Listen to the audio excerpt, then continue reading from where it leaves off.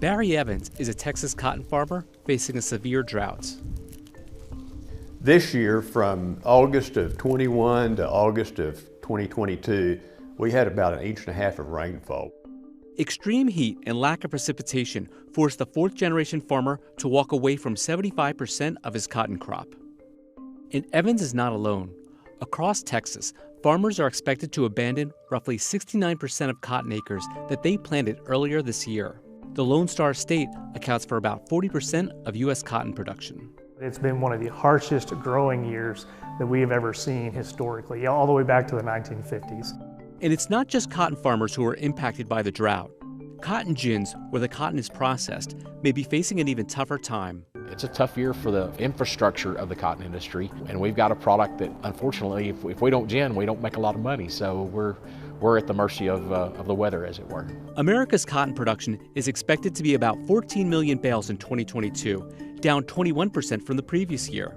Cotton prices, which surged in the spring of 2022 following growing Chinese demand, have since fallen amid economic uncertainty and a strong U.S. dollar. The cotton industry is facing other headwinds too, as consumers shift towards clothes made from synthetic fibers like polyester and nylon. Before the arrival of man-made fibers, cotton really was king. Cotton was widely accessible in terms of it was affordable, it was available all over the world. The U.S. is the world's largest exporter of cotton, sending the vast majority of the cotton it grows abroad. China and India, the top two cotton producers, account for about half of the globe's harvested cotton. So what impact will the drought and consumer preferences for synthetic fibers have on America's cotton producers? CNBC traveled to Texas, the U.S.'s largest cotton-producing state, to find out.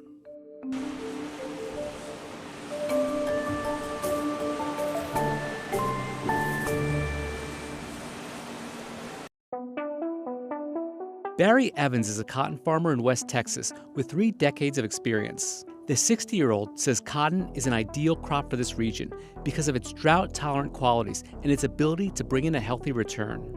For our money, it's our best cash crop. It returns us the most dollars for what we grow. But an almost complete lack of rainfall meant Evans was forced to walk away from a significant portion of his 4,000-acre farm. The drought could cost cotton farmers and related industries in Texas $3.2 billion in 2022.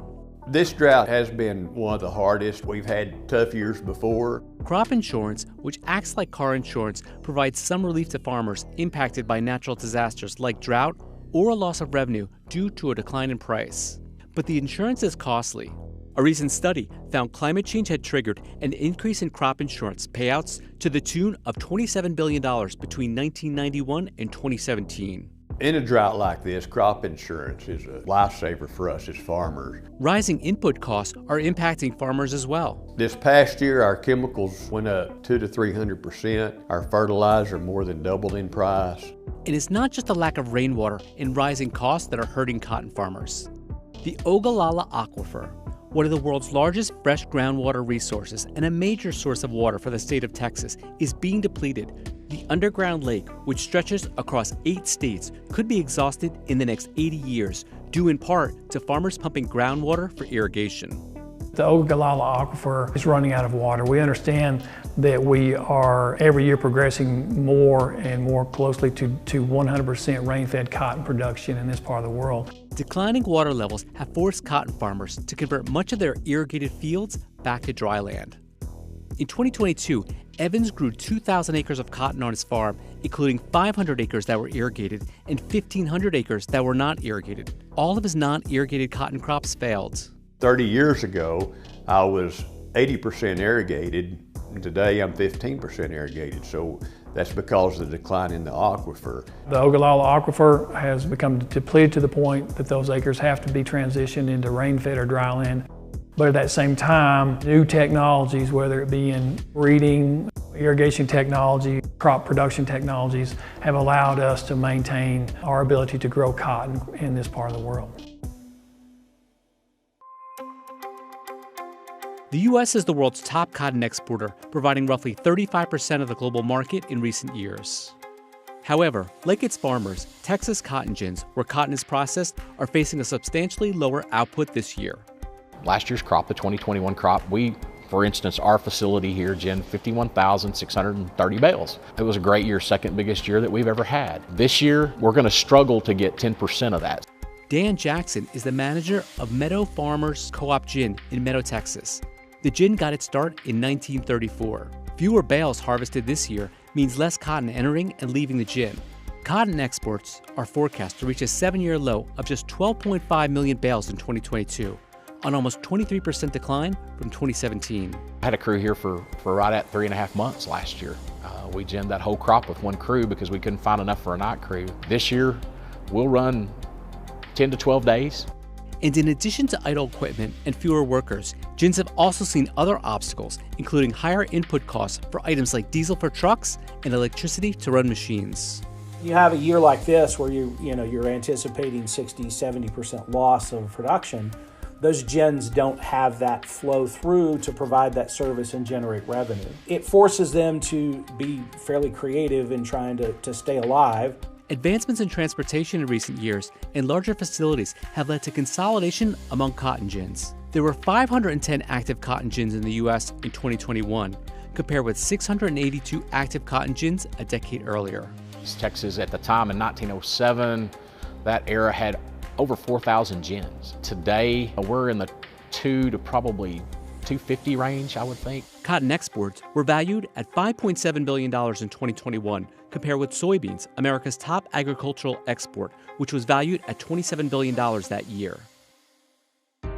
But how does cotton make its way from the field to the retailer? Harvested cotton is pressed into round bales or modules in the field and transported to a gin. At the gin, the bale is loaded onto a module feeder where it is dismantled before passing through a dryer to reduce moisture. Cotton fibers are then separated from the seeds, cleaned, and pressed into bales of lins. Lin bales are then sent to a warehouse where they are stored before being transported by ship overseas, and then to a mill where they will be processed into textiles and apparel. Cotton seed is made into cooking oil or sold as feed for dairy cows. Nothing goes to waste out of the ginning process, out of this part of the cotton industry. Cotton is then shipped back to the U.S. where it is sold as shirts, jeans, or towels. One bale of cotton can produce more than 200 pairs of jeans or about 1,200 t-shirts. The top export markets for U.S. cotton include China, Vietnam, and Pakistan.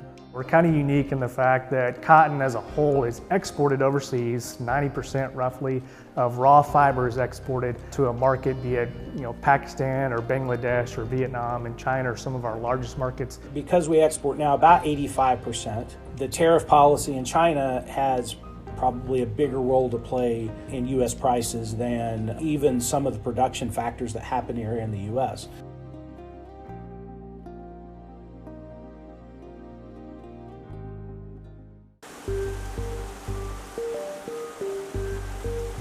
While drier conditions and a lack of water are a concern for farmers, new varieties of cotton could help future producers to maintain their yields. Genetic improvements for cotton are going to be key to maintaining our ability to produce cotton in this region. At BASF's breeding program in Lubbock, Texas, scientists and breeders work to create new varieties of cotton that have better fiber quality, produce bigger yields, and are drought resistant.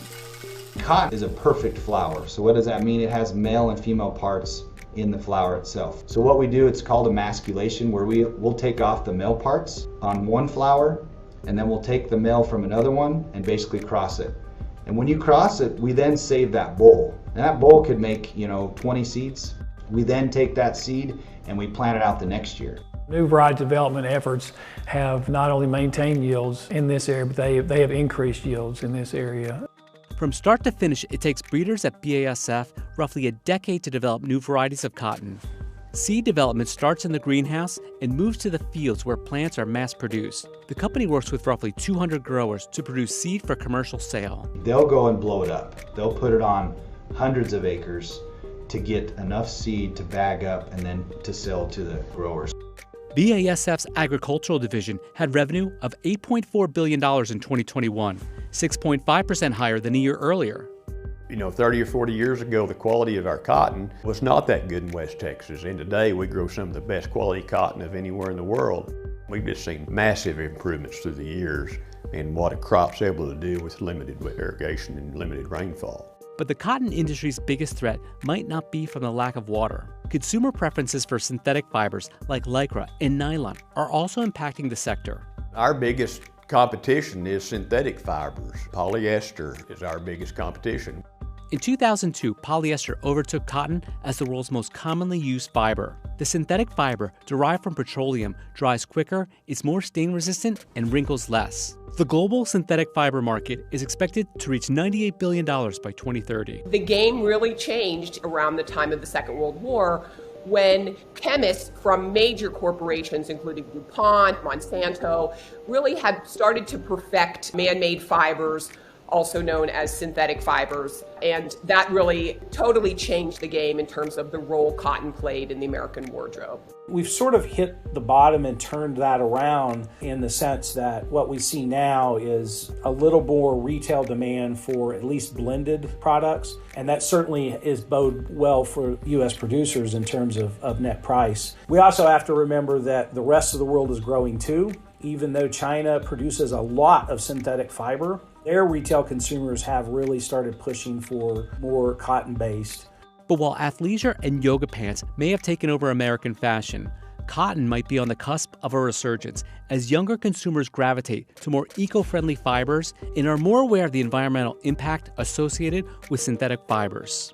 The U.S. is forecast to remain the world's top exporter of cotton in 2032, with a 30% market share. What's really interesting is that while, the dominance of synthetic fibers simply cannot be ignored, cotton really refuses to give up its place as an important fiber in the American wardrobe.